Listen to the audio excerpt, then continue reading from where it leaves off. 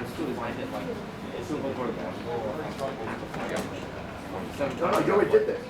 This step is done. You're done. Right? You already did this. So now find the angle like this. But keep in mind, just pretend 2x is one variable. This is 6, right? This is 2 pi. So you first, if you're gonna write it like that, remember to write let 2x be alpha. Oh, Okay, because of our time, I believe you can have a review later on your own. This is the last aspect of the trig equations.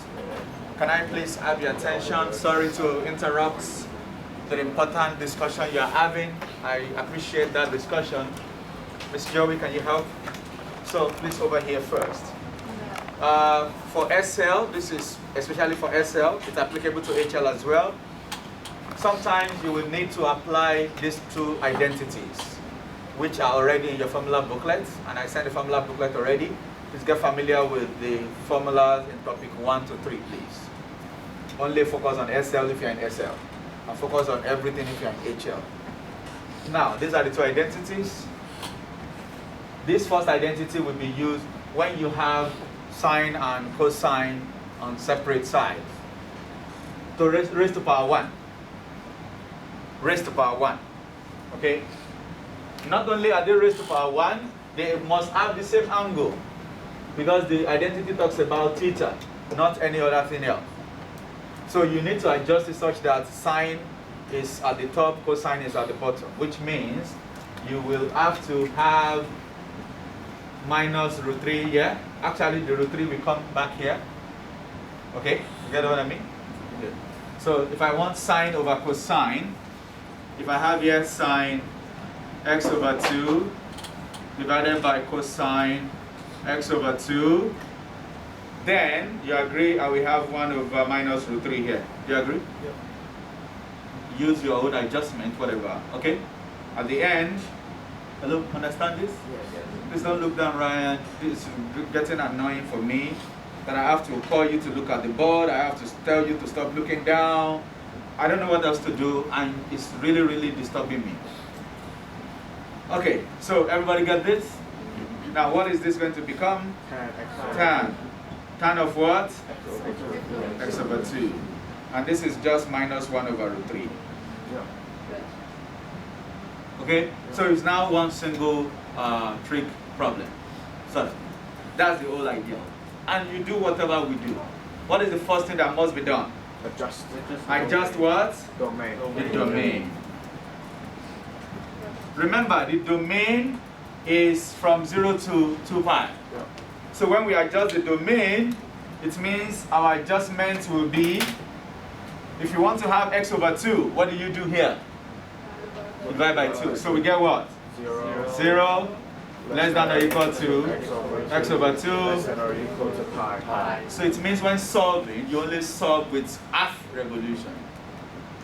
Understand? So if we look at where you have 1 over root 3, your 1 over root 3 is when what is, remember, this is the case of root 3 is a 30-60 multiple. Yes? Yes. Check your paper. So when do you have 1 over root 3? Is it when half divide root 3 over 2, or when root 3 over 2 divide half? Half divide root 3 over 2, which means when sine is half and cosine is root 3 over 2. Is that not? Yes. And they have opposite signs. Am I making sense? Yes. So within this and this, when do you have half? Okay, sine is plus or minus. So basically you are looking for this. Plus or minus half. No, cosine is root 3 over 2, yes? Yeah. Talk to me, please. So basically, you are looking for root 3 over 2. If this is plus or minus, then this will be minus plus 1 over 2. This is what you are looking for. So if the first is plus, the second must be minus. They must be of opposite sign within these two quadrants. So where can you get it? Is it the other way? This divided. Oh yeah. Yes. Thank you. So is no, but this is. It's correct. Oh, yeah. This is cos sine, remember? The first coordinate is cos, the second coordinate is sine. So it's correct. So you are doing sine over cos to get tan, right? So where do we get this? Would it be 5 pi over 6? Confirm that, please. Yeah. 5 pi? Over 6. Is that the only way? Yep. No other? No other. Okay. So that's the only solution then. So, but this is x over 2, remember? Yeah. Not your x. To get your x, you multiply by 2 to both sides. And you get x is equal to 5 pi over 3. And that's all. Understand? Okay? So, and this is the example I'll play here if time permits, but I want to focus on this first. For this one, you will use the second step. That is what you find in question 13. But your question 13 is so direct. You don't have to worry about what I'm about to do. But of course, my exam question will not be so direct. So that's why I'm giving you what is not so direct. Even IB will not be nice to give you a direct question, but that's all I could find in your textbook. I didn't have time to give more questions. All right. So if we had time, this would have been a different worksheet with about maybe 4 pages of different questions. So you have more to practice, but we don't have the time. Okay. So the first thing is, you will notice it's different from this. Here, your sine and cos are just the only 2 terms in the entire equation. They are also in the same variable, and they all raised to power 1. But here, they are not the only ones in the entire equation. There's another guy, unwanted constant somewhere. So it's not a case of just dividing sine by cos and getting tan. It's not as easy as that anymore. And also, this is a square. This is power 1. One is linear, one is quadratic. Understand? Then you know it is the one that you apply the Pythagorean identity. I wrote you consequences of Pythagorean identity last time. Consequence means what can you get from here? Okay? Can you remind me the first one? Cos squared equals 1 minus sine squared. And the second one is? It's just what can you, if you make something the subject. That is what you apply. You will change the one that is square to the second one, so that your entire equation can be in form of either cos throughout or sine throughout.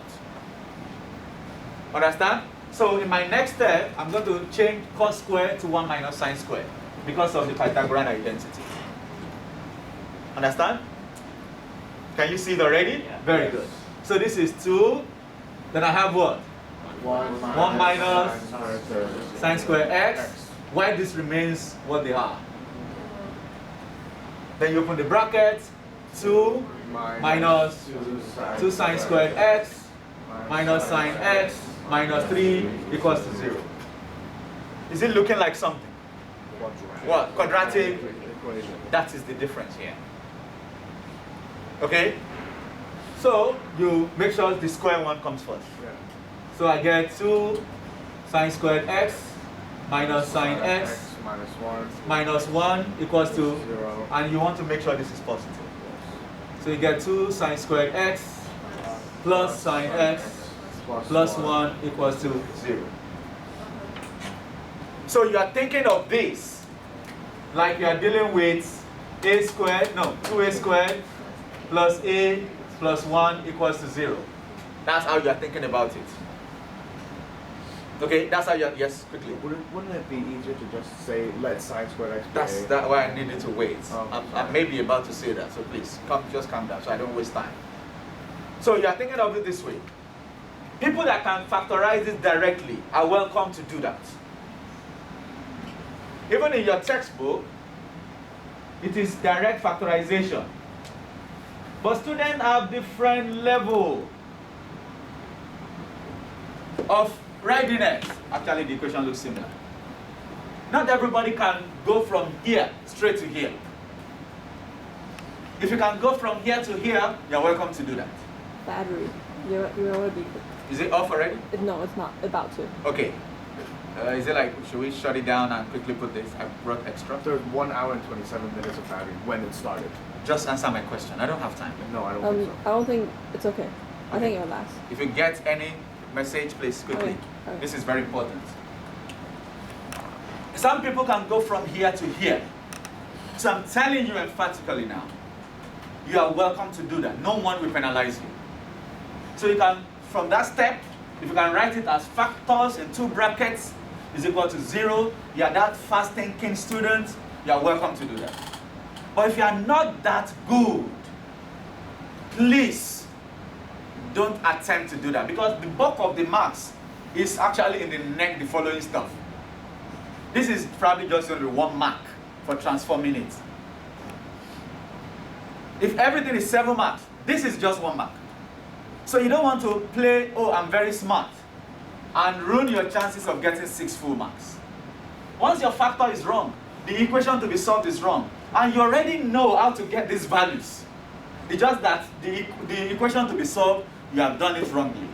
So please, if you cannot do this directly, don't try to. This is what you should do. Like he said, you can say let's sine x, which is the variable here, let it be a. Just like we did in exponential equation, remember? So you can do that. If sine x is representing a, it means the equation becomes 2a squared plus a plus 1 equals to 0. Any question? Then this becomes a more familiar quadratic equation. You can solve that by factorization or even your formula method. No one is going to hold you for anything. Understand? So I'm going to do factorization because of our time. So the factors are 2 and 1. Is it? Is it factorizable? It's not factorizable. Okay, calm down. So maybe I must have put the wrong equation. I'm trying to get plus half, x plus half. I think this was how I got that, and x minus 1 equals to 0. So I got x squared, yes, minus x plus half x minus half. Okay, if I wrote plus here, it means this is plus and this is minus. So let me expand. So I got x squared plus x minus half minus 1, yes? Yeah. If this got to 0, I multiply by 2, 2x squared, 2x minus x minus 1. So this is supposed to be minus. So if this is minus, it means I meant this to be minus, and I meant this to be plus. So that would be minus 1. Then this would have been The minus 3, instead of minus 3, it should be minus 1. minus 1. Yes, that's what should have.